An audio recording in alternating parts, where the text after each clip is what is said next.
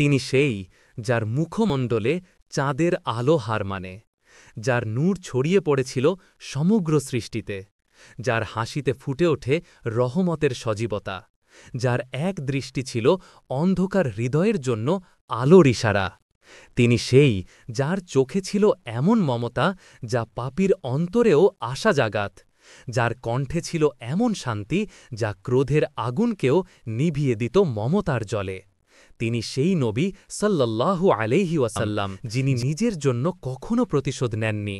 যখন তায়েফের পাথর তার শরীর রক্তাক্ত করেছিল, তিনি তখনও দোয়া করেছেন তাদের জন্যই, হে আল্লাহ, এরা জানে না তাই এমন করছে। তিনি সেই যিনি বলেছেন, আমি অভিশাপ দিতে আসিনি, আমি তো রহমত হয়ে এসেছি। হে প্রিয় নবী সাল্লাল্লাহু আলাইহি ওয়াসাল্লাম, আপনার নাম শুনলেই হৃদয় ভরে ওঠে ভালোবাসায়, আপনার স্মৃতিতে চোখ ভিজে যায়, আর অন্তরে জেগে ওঠে অজানা প্রশান্তি ও নূরের স্রোত। আপনি ছিলেন গরিবের বন্ধু, এতিমের অভিভাবক, দাসের মুক্তির স্বপ্ন, নারীর মর্যাদার ঘোষক। আপনি ছিলেন সেই নূর যিনি জাহেলিয়াতের অন্ধকারে মানবতার প্রদীপ প্রজ্জ্বলিত করেছিলেন। আপনি না এলে আমরা জানতাম না করুণা কাকে বলে, ক্ষমা কত মহান এক গুণ, ভালোবাসা মানে কিভাবে আল্লাহর পথে আত্মসমর্পণ, আর আল্লাহর সন্তুষ্টিই যে জীবনের প্রকৃত সার্থকতা তা বুঝতে পারতাম না কোনোদিন।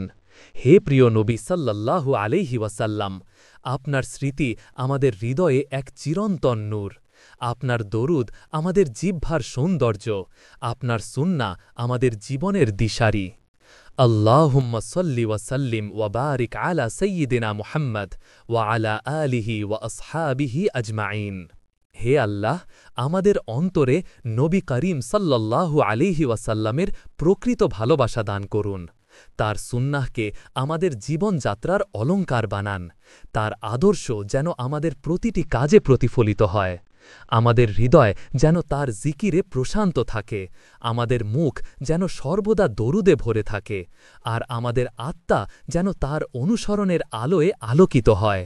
কিয়ামতের ময়দানে আমরা যেন তার পতাকার নিচে আশ্রয় পাই, তার চেহারা মোবারক দেখার সৌভাগ্য লাভ করি এবং তার শাসায়াতের মাধ্যমে জান্নাতে প্রবেশ করি।